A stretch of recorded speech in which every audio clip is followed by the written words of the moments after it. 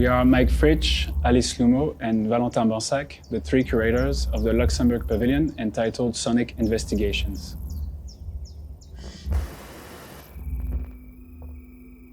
The pavilion operates a shift from the visual to the sonic and proposes an immersive sound environment for visitors to be taken away from the abundance of images.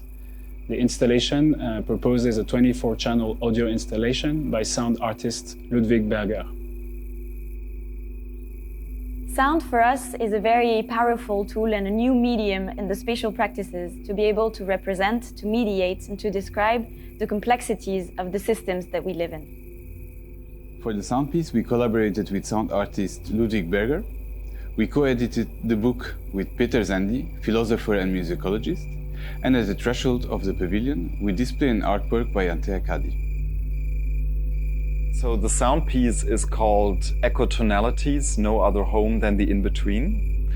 And it is a field recording composition that is based on recordings we did in different places in Luxembourg, such as data centers, energy production sites, and satellite parks, and the meadows and forests and lakes that are in their proximity. And we recorded these sites with many different types of microphones, vibrational microphones, electromagnetic, underwater microphones, to kind of capture the different sonic perspectives that exist within a landscape. And these different recordings are mounted together in a 30-minute piece and played on 24 speakers in the space, on the ceiling, in the walls, and also on a vibrating platform where you can also sense the vibrations of the landscape. The piece follows the sequence of one day, so it starts in the early morning and then goes through the day and the night and then back into the morning. And accordingly to these changes, the light also changes. And we also have subtitles in the space, LED screens that show the place and time of recording, the species or machines or type of voices that we can hear, and the transmission medium. So if the sounds are in the water or in the air or electromagnetic frequencies. The book we edited with the curatorial team is titled Ecotones, Investigating Sounds and Territories. It expands on the sonic investigation that takes place in the pavilion, and it gathers all kinds of genres and forms of writing, poetry, but also fiction, essays, theory, case studies. So it's a very variegated ensemble. The collaborators come from all kinds of fields.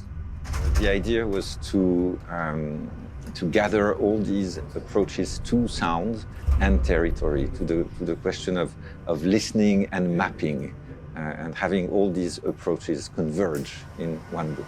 It's a kind of reader, actually, a small format that you can almost put in your pocket and carry in all kinds of places.